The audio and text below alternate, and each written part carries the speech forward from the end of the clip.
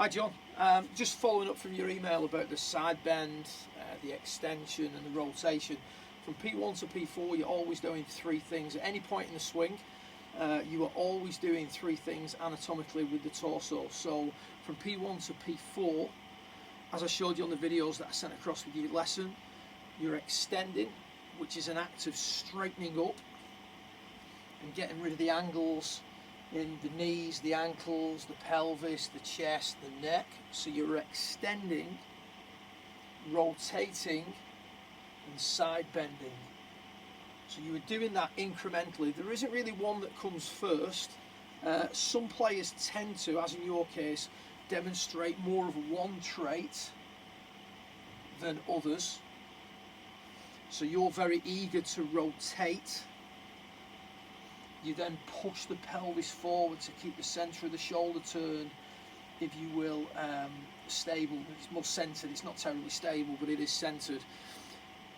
The question you asked was what comes first. Well, what I would say is you've got the three moves are happening incrementally, but the side bend has a greater impact early in the swing.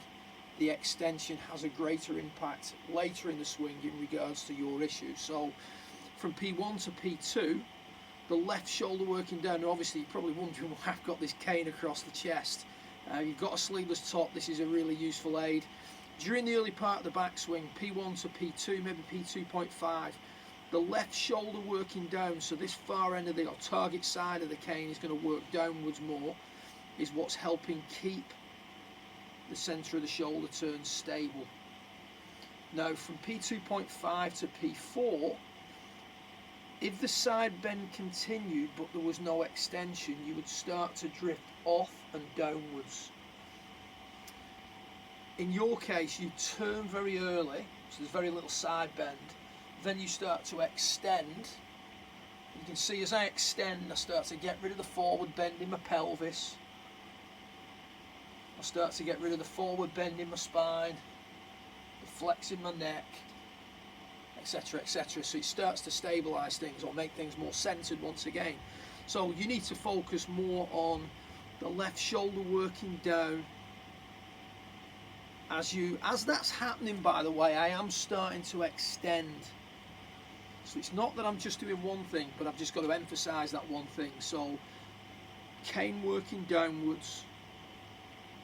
The feeling for you would be for as long as possible. The extension is going to kick in anyway because you always extend. Now the pelvis goes from a forward bend to a more neutral condition. Does that feel like it's thrusting that way? Not necessarily.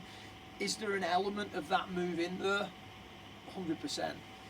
But I don't want you necessarily feeling like this, because that's going to get you extending more, not necessarily side bending more. So you've got plenty of turn, plenty of extension. The sequence of it isn't ideal, but you have got those two elements.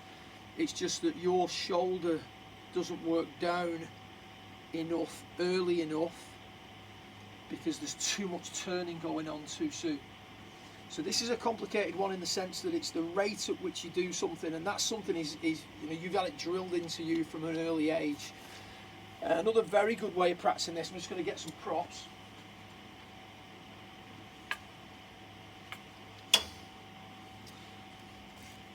Is to shove a cane down the inside of an old shaft.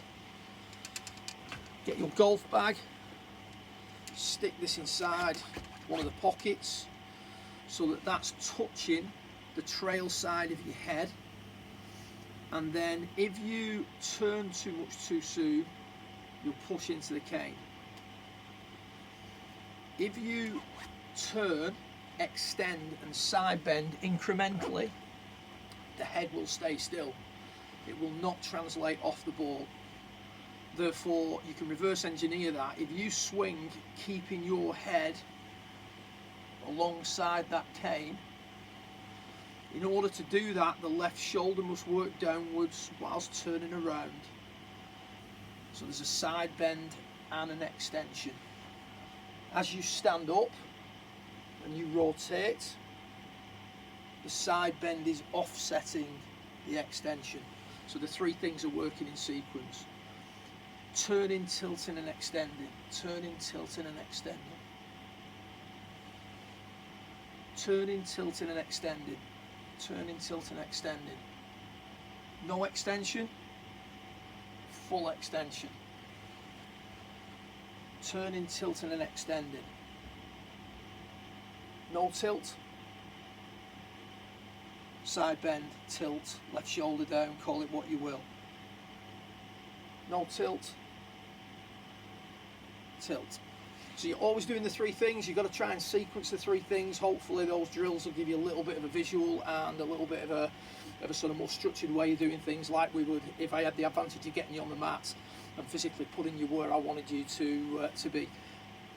Keep me posted. Any questions, feel free to drop me a line, just send me an email. I'll also, on the email, I'll send you my mobile number so you can use WhatsApp as well, which is pretty easy to send things, or even Facebook Messenger, whichever suits. Good luck with it, and I hope you enjoy your golf today.